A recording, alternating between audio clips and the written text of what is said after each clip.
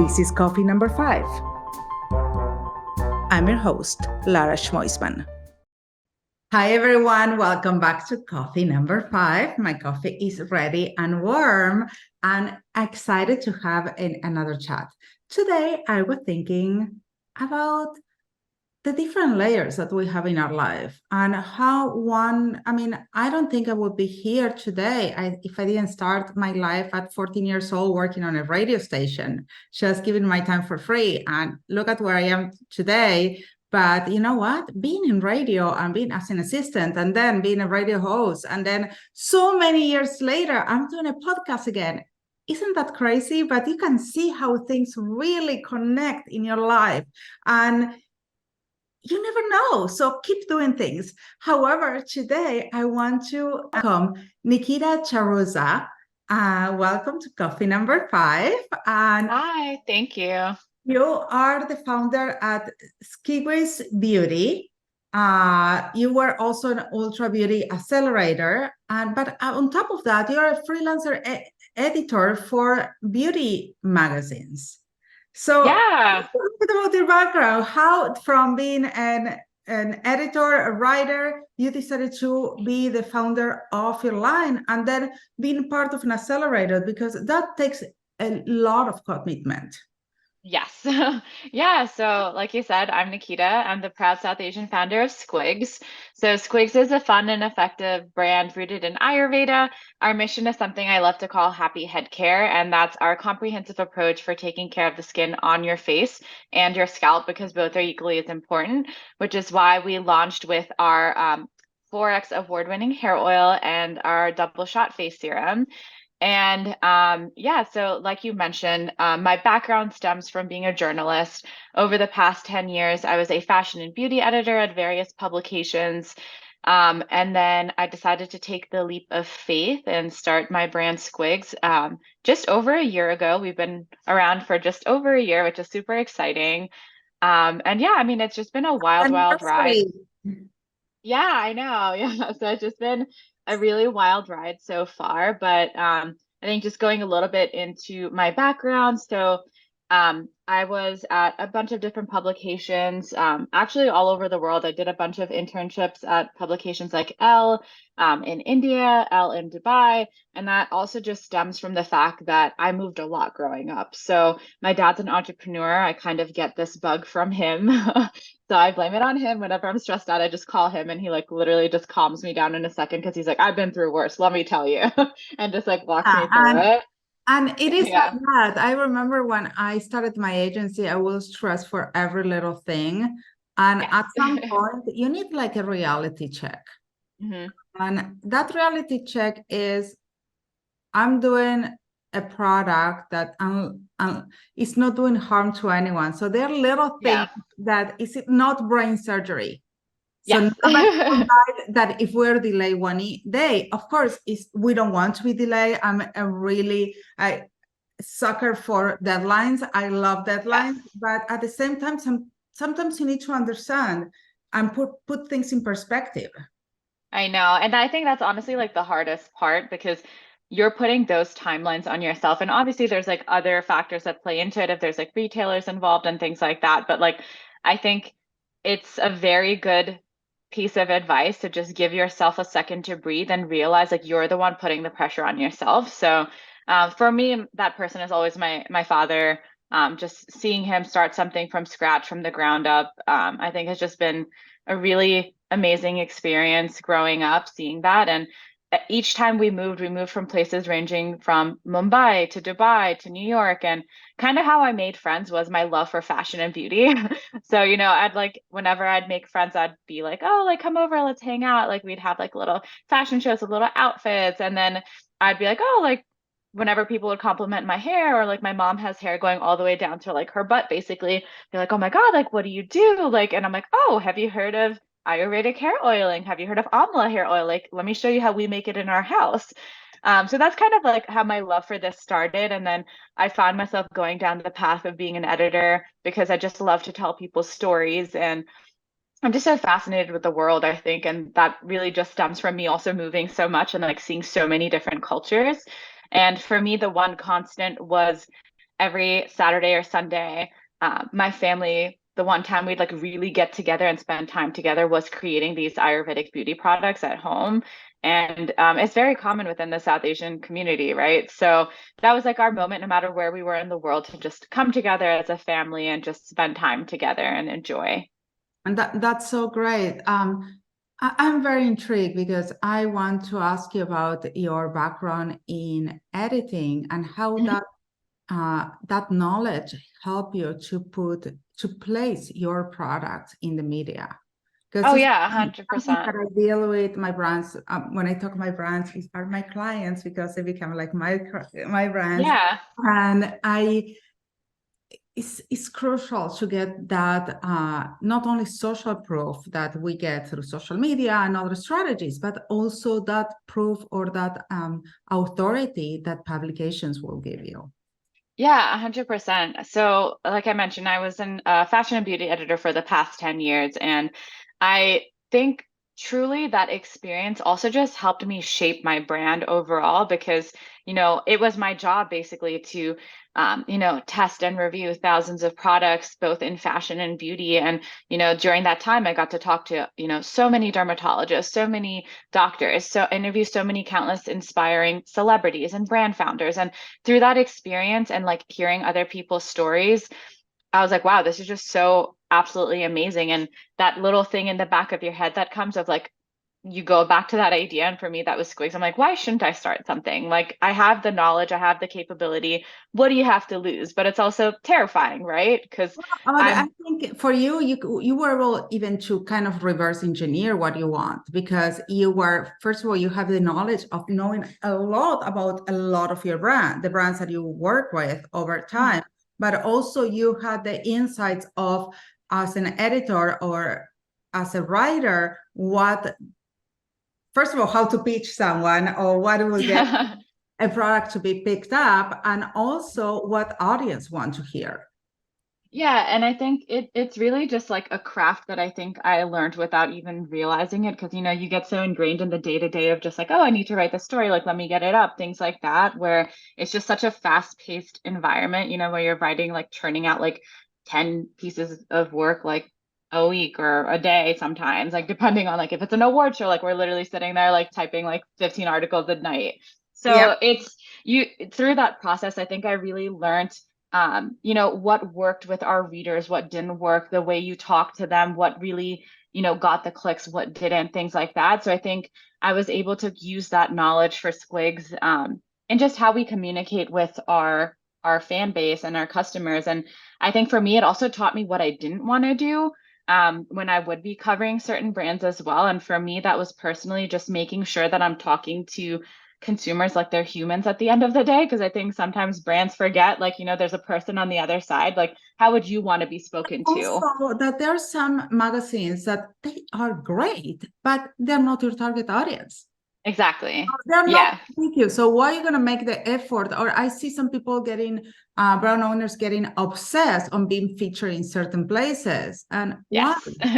It's not. Yeah, I think it's in the end it's kind of just like a name thing, right? Because I think sometimes people just get so you think about like the movies, right, of like what an editor's world looks like 10 ways, what was it? How to Lose a Guy in 10 Days, like Devil Wears Prada, things like that, where like it glamorizes it. And to a certain extent, like, yes, there's so many glamorous parts to the job. Like you get to go to all these amazing events, meet these celebrities, do things like that. But then there's also the other side of it where you're literally like, it's Amazon Prime Day, you're up at like 5, like chugging out content, things like that, where you have to think about SEO, you have to think about so many different factors that come into play. So I think it's just also, if I guess my piece of advice would be like if you're planning on starting something, just peel back the layers all the way back to the beginning and be like, okay, why are you starting it? Right? Because just starting something for the sake of starting something is not really going to get you anywhere. And that's not also going to tell your story. I feel like it really does have to come from a place of like authenticity and like the reason of why you're creating it because the market is so saturated, right? Like there's a new brand every day. And that was my job covering these brands on like a daily basis. And I think from that, I just also got a little bit jaded from the industry, if I'm not going to lie, of just like, oh, this is the concept of like what beauty is. Like you have to look like, X, Y, and Z model to like, be considered perfect and beautiful. And those were the things that I didn't like, for example. So you have to kind of think of like your reason of why. And as corny as it sounds and why it's being repeated so many times, is figure out what your North Star is and really stick to it and make sure that's woven through all points of your story. So for me, that's our mission of Happy Head Care. And because of our mission of Happy Head Care, we also donate a percentage of proceeds to mental health charities. Because, in my opinion, if you don't take care of what's inside your head, what's the point? And beauty has just such a polarizing effect on different races and ethnicities. And I'd feel remiss if I'm putting something out there in the world and not giving back in a meaningful way. It just didn't sit right with me. And like that was kind of my North Star. So I think if you kind of just go back to the basics and just think about like, okay, let's start from the beginning. Why am I creating this brand? Like, what is my North Star? What is my mission? A Yes. lot of times, like even when I talk to other founders, it's hard to just come up with that one sentence of why. It takes a lot of refining to just have one quick sentence. Because if you tell somebody your brand story in like 15 minutes, I'm gonna be like, I'm already zoned out. Like Yeah, how of you and I course. were. In the first sentence, that's what you get. The same when you pitch, you get them or you don't get them in that first sentence. Exactly, because people have like short attention spans right now, right? And Very. with things like And TikTok, Reels, also, stuff like that. but these journalists, they get thousands of emails a day with pitches, hundreds. So you want to make sure that in that first, or even when you're working with an influencer in TikTok or in social, that in the first minutes, they know what it's about. Exactly. So that's what I love to say. And it's really hard to just distill everything about your story in like a sentence or two. It's very hard. But if you're able to do that and like keep refining, because each word in a part of that sentence really should define all aspects of your brand, that's what's going to get people to get hooked to go on to the rest of the story. If you're not able to capture their attention in that first sentence, people are just like, okay, on to the next one. There's like 500 other things out there. So that's the hardest part. And I think that's why for me and with Squigs, it took me 4 years to come out with it because again, like, yes, the products are based on what I would create as a child. And I had things I wanted to improve on the DIY versions of like our amla hair oil and like face serum that we'd use. But at the same time, I also wanted to make sure that like my story made sense. Like, why am I doing this? Because at the end of the day, I do want it to be successful. Like I want Squigs to be a brand where 10 years from now, it's larger than me. You know what I mean? I want it to be its own entity of people Yeah, being like, oh yeah, you want to create a legacy, a brand that yeah, it's there to help generations and other generations how these oils were doing for you and exactly. in your history. And let me ask you a question because you decided to start with Squigs. Mhm. Why was that? Yeah, so we launched with our Gooseberry Delight hair oil and our double shot face serum. And that's solely because, again, it goes back to our story and our mission of happy head care. If I truly do want the consumer to think of their head in a different light, it had to come out with both at the same time because the whole point of happy head care is taking care of the skin on your face and your scalp because both are equally as important, right? So you may have your 10-step skincare routine, but people oftentimes neglect their scalp. And it's skin Totally. too, and it's even more sensitive than like the face, like the skin on your face. So I really wanted to, I think, depict what happy head care and what our mission was. And to do that, I had to do both our hair oil and our face serum to let the consumer know, like, hey, this is what our mission is. This is what we stand for. We are an effective, fun, approachable Ayurvedic brand. This is what our mission is, and this is why we're coming out with these two SKUs to start with. Uh, did you feel like having only a two SKU line uh, affects your opportunity to be in retail? Honestly, no, because I've seen brands start out with one product and be so successful. I think my perspective on that whole front is I had to think about what made sense for me, not only monetarily, but also just with what I'm trying to create. I don't ever want to be that person who just creates a product for the sake of creating it, because again, yes, you may create a really good product, but if it has no like meat and bones to it, no one's going to pay attention to it. No one's going to buy it. And what's the point?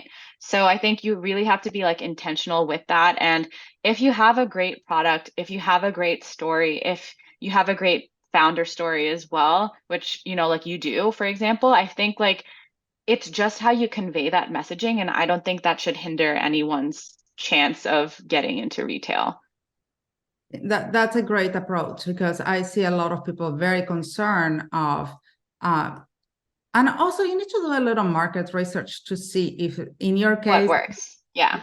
works. I mean, and that's why I always recommend, don't try not to launch with huge quantities on your first products, and don't try to go for huge lines, because you Yeah. get feedback that will might need you to reassess things. Actually, I was Yeah. talking to a prospective client a few days ago that we need to reassess the formula, because the Hmm. formula that they're working with won't get the margins that they need. Yeah, no, that's what I'm saying. There's so many different factors. And I think if you don't think about it from that angle versus what other brands are doing, you're not going to make it. Like I personally don't think that's, and it's hard, right? Because like, for example, I'm completely bootstrapped.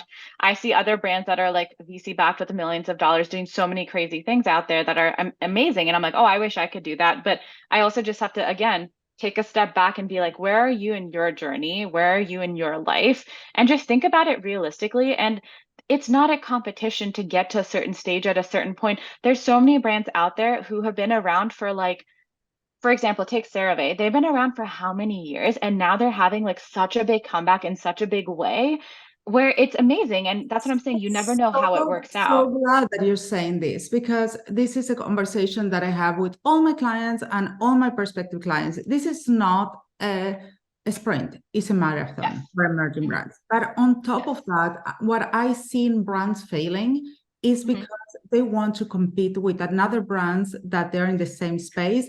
They try to do the same, but without, first of all, they don't have that legacy, that time that they've been in Hmm. the market. Exactly. And second, they don't have that the budget that they Yeah. have. And it's many times clear because of the amount of talents that they use or the photo shoots that they have a different Hmm. budget. So the only thing that you can do is really to create a strong foundation to grow from there. And 100%. be strategic. You don't need to Yeah. be everywhere, but where you are, you need to do it well. Exactly. And like for me, for example, it's like we just started out a year ago, right? So I'm like, I'm really proud of like everything we've been able to accomplish. Like we've won 4 amazing beauty awards. We sold out online in Urban Outfitters in like the first 3 weeks of launching. We recently just launched in like Urban Outfitter stores this past month. So like I'm proud of it. But again, if I were to take it in perspective of like thinking about what other people are doing, I'd be like, wait, okay, I'm not at this stage. I don't have X amount of sales. I'm not like in the trillions. Like comparing yourself in terms of every aspect gets you nowhere. Same, compare yourself in the aspects of life. Who Yeah. cares at what time you graduate college? Who cares at what Mhm. age you have a kid? It's your own stage, and be happy that Exactly. you're on your own journey. The same thing happened with your business. 100%. And I think for me personally, I think everything that really put it into perspective is having my daughter. And I had a very traumatic like birthing experience where it was just a lot to handle. And that was around the same time where I launched Squigs. And that whole experience, That's a lot honestly, going on. yeah, and that whole experience really was a wake up moment for me to be like, what are you doing? Life is truly so short. You learned that through this experience. Like, let's start living every moment. As corny as it sounds, like you don't know what's going to happen next. Like, let's just try to be happy. And I think that's why with Squigs especially, like it's my other baby, right? Like I want it to just evoke joy and happiness. I want our mission of happy head care to be like its own tent pole where people are like, oh, that's the happy head care brand. Did you know they do this? Did you know they do that? Like, and there's just so much more to life. But again, putting that pressure on yourself to get to a certain stage with whether it's your business or your life or your family, it's just in the end, we're all people, we're all working towards our own goals. And you're the hardest critic to yourself. If you don't take a minute to just accept that and just be still in your moments and just accept the little wins that you get along the way, you're just making the whole experience so much harder. And then it'll go like this. What you cannot do is to stop.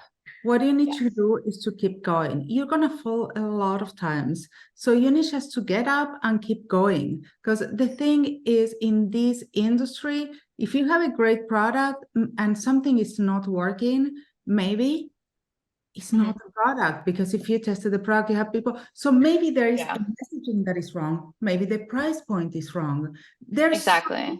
so you can always tweak things Yeah. and keep testing. And you have to grow, but you need to be passionate and put yourself out there. I think like you were saying, the brand story is as important as the founder stories for new Mhm. brands. So people 100%. the brand is coming from. Yeah, people want more now. Like, honestly, just having a good product is just table stakes at this point. And this is coming from someone who's literally tested out like millions of products in her life. So, like, yeah, you could have a good product, but if I don't feel that personal connection to that brand in some form capacity, whether it's even just like, oh, I love the founder, or I love how it looks, I love how it makes me feel, oh, their social is really funny. Any key point that will like get someone to feel that sort of like human connection to it, I think that's the most important part. I think that in this world right now, because there are so many platforms and the ecosystem is so big, having, and most of us, and I'm guilty of it too, I'm way too much on the computer and my social life is smaller and smaller every time. But Yes. so I think creating brand, people are looking for that human connection with the brands. 100%. And I think, again, it just goes back to your story. Like, if you're able to, you can also just think of it a way of like testing out your story, right? Like, try saying the same story in six different ways to six different people and see what feels the most authentic to you. And that's really how you figure it out. And that's why, again, it just takes time, right? Over that course of, the year that we've been around, I really have been able to like hone in on like what I feel like is the brand ethos and take it to the next level of be like, okay, this is 100% like what it is and what I want to convey to the world of like what Squigs is. That's fantastic. Well, thank you so much for being here and having coffee with me. I really Of enjoyed learning about course. your journey and your products, and I'm sure our audience will. I mean, you guys, we're gonna put all in chapter notes all the information about Nikita and about her products, so you can reach out, you can test her products, and also give feedback, because I think that's one of the most important things that in this world right now, that we have the tools to listen to our the people who use our products, to our audience, Exactly. to the people who buy our products, so we can listen and we can always improve and we can get to know our audience. So that to me is a wonderful feedback. Yeah. Thank you so much. It was really an awesome time speaking with you today. And to you guys, thank you so much for being one more time here in coffee number 5, and I'll see you again next week. It was so good to have you here today. See you next time. Catch you on the flip side. Ciao, ciao.